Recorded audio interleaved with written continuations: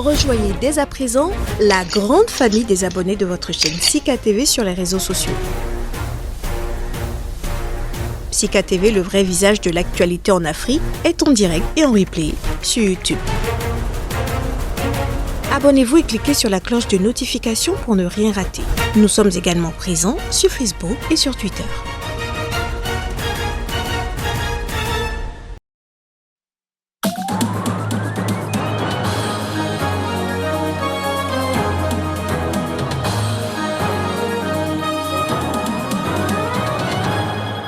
En Zambie, le président sortant Edgar Lungu félicite Hichilema, élu pour sa victoire. Le nouveau président promet une meilleure démocratie. Les précisions à suivre.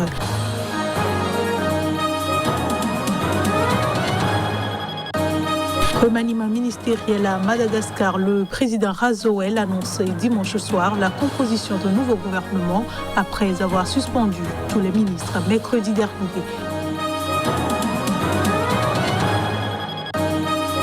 Et puis chaos total à l'aéroport de Kaboul après la reprise du pays par les talibans. De milliers de personnes tentaient désespérément de fuir l'Afghanistan à l'aéroport de Kaboul.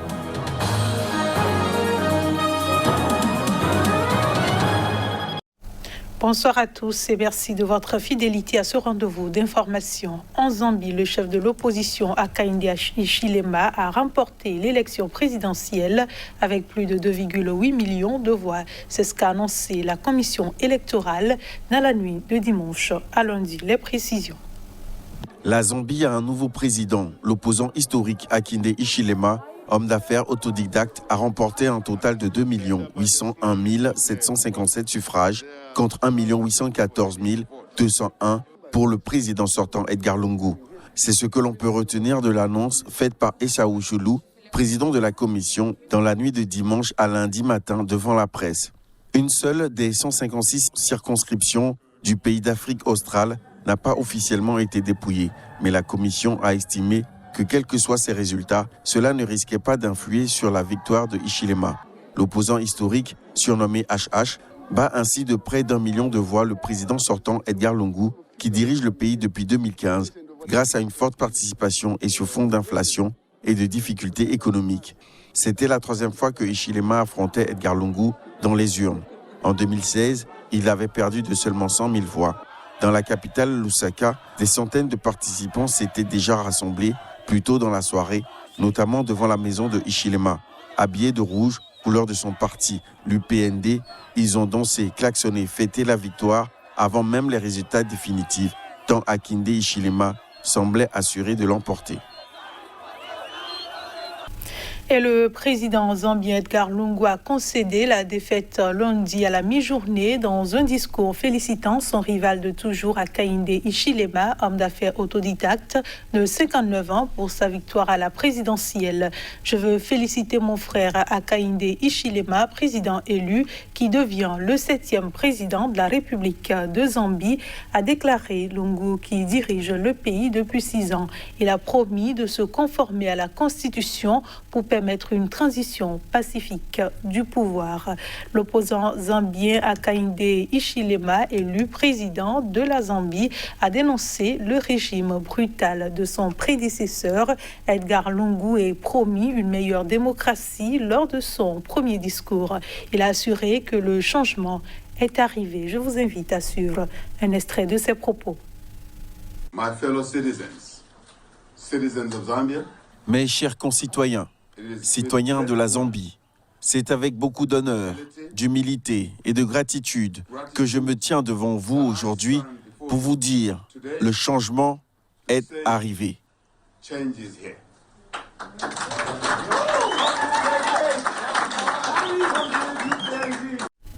Je le disais en titre, à Madagascar, le président Andry Rajoelina a remanié son gouvernement à mi-mandat. Les ministres ont été remerciés ou maintenus selon leur bilan respectif. Reportage. C'est sous la houlette du Premier ministre Christian Saï que le président malgache Andry Rajoelina a présenté ce dimanche sa nouvelle équipe gouvernementale au palais d'État d'Iavoloha. Le nouveau gouvernement compte 32 membres, dont 21 nouveaux ministres, 3 vice-ministres et 2 secrétaires d'État. Alors qu'Andry Rajoelina est à mi-mandat, Il a enfin présenté sa nouvelle équipe. La rumeur de remaniement courait depuis près d'un an.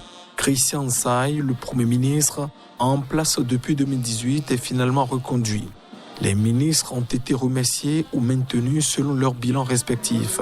Patrick Rajolina, anciennement conseiller spécial du président, est nommé au ministère des Affaires étrangères. Edgar Razafindra Vahi, propriétaire du journal L'Express, devient ministre de l'Industrie et du Commerce. Sophie Ratsiraka, la fille de l'amiral Didier Ratsiraka, ancien président de la République, est nommée comme ministre de l'Artisanat. Ce remaniement intervient dans un contexte politique troublé avec un exécutif fragilisé.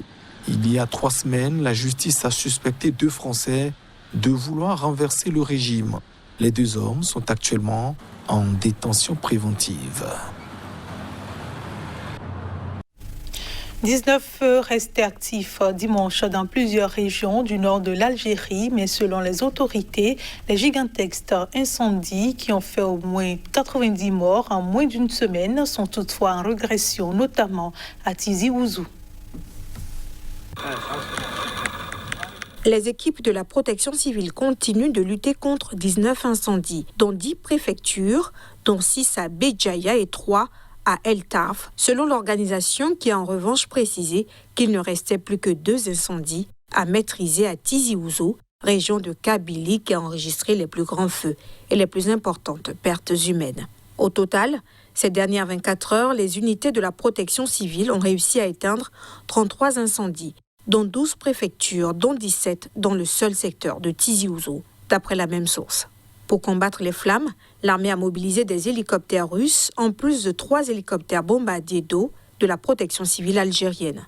Les autorités ont aussi pu compter sur le renfort de 2 bombardiers d'eau français mis à disposition via l'Union européenne. Jeudi, le président algérien Abdelmadjid Tebboune avait affirmé que la plupart des incendies étaient d'origine criminelle et a annoncé que 22 suspects avaient été arrêtés. Après une semaine de chaleur extrême, la météo ne semble pas accorder de répit. Les services nationaux ont averti dimanche d'une nouvelle hausse des températures dans le nord du pays, avec des pointes à 44 degrés. Pays le plus étendu d'Afrique, l'Algérie ne compte que 4,1 millions d'hectares de forêt, avec un maigre taux de reboisement de 1,76%. Chaque année, le nord du pays est touché par des feux de forêt, mais ce phénomène s'accentue. En Afrique du Sud, il sera bientôt possible de dormir sous l'ancien toit de Nelson Mandela, l'une de ses maisons à Johannesburg, dans laquelle il a habité entre 1992 et 1998, a été entièrement rénovée et elle a été transformée en hôtel de luxe par sa fondation. Il sera bientôt possible de dormir sous l'ancien toit de Nelson Mandela. Alors qu'elle se détériorait, l'une de ses maisons à Johannesburg, dans laquelle il a habité entre 1992 et 1998, a été entièrement rénovée. Elle a été transformée en hôtel de luxe par sa fondation. Lancé en 2018, le projet est désormais terminé et l'établissement s'apprête à ouvrir ses portes. Le sanctuaire Mandela devrait très bientôt recevoir des premiers clients dans la banlieue chic de Houston. Selon la fondation Nelson Mandela, ce sera un espace de réflexion pour trouver la paix et vivre une expérience intime au plus près de l'ancien président.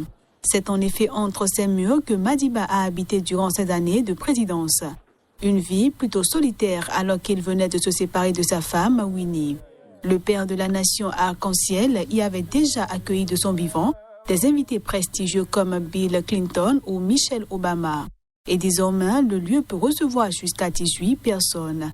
Mais quelques voix se sont élevées contre cette reconversion, notamment celle de l'hebdomadaire The Continent, qui dénonce la coquille vide que devient l'héritage de Mandela et le décalage entre ses combats pour l'égalité et le coût d'une nuit dans cet hôtel flambant neuf. La maison de Soweto, dans laquelle Nelson Mandela avait vécu avant son arrestation, est quant à elle toujours un musée. Et puis les talibans ont repris le contrôle de l'Afghanistan ce lundi après que le président a fui le pays et concédé que les insurgés avaient gagné la guerre qui dure depuis 20 ans. Des milliers de personnes tentaient désespérément, dans un chaos total, de fuir le pays à l'aéroport de Kaboul. Reportage. Le fulgurant triomphe des insurgés qu'ils ont célébré dimanche soir en investissant le palais présidentiel à Kaboul a déclenché des scènes de panique monstre à l'aéroport de la capitale. Une marée humaine s'est précipitée vers ce qui est la seule porte de sortie du pays pour tenter de fuir le nouveau régime que le mouvement islamiste radical, de retour au pouvoir après 20 ans de guerre, promet de mettre en place. Les forces américaines ont même tiré en l'air pour tenter de contrôler cette foule, pas convaincu par les promesses des talibans que personne n'avait rien à craindre d'eux, a indiqué un témoin. Les vols commerciaux ont été annulés au départ et vers Kaboul, et des compagnies internationales ont suspendu le survol du pays à la requête de l'Afghanistan et en raison du trafic militaire américain. Les talibans ont informé leurs combattants que personne n'est autorisé à entrer dans la maison d'autrui sans permission, a affirmé un de leurs porte-parole, Souhail Shahin. La Chine a été le premier pays à dire lundi vouloir entretenir des relations amicales avec les talibans. La Russie a indiqué que sa décision de reconnaître le nouveau pouvoir dépendrait de ses agissements.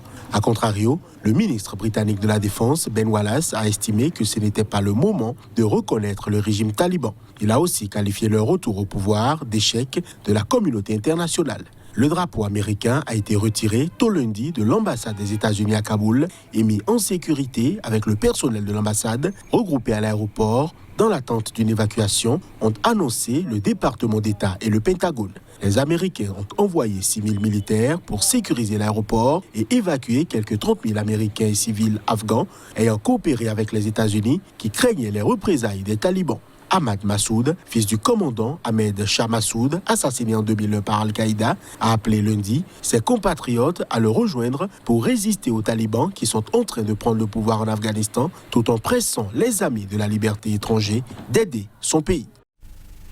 Et c'est ici que prend fin cette édition. Merci de votre attention. Restez avec nous. L'info revient dans un instant sur Sika TV.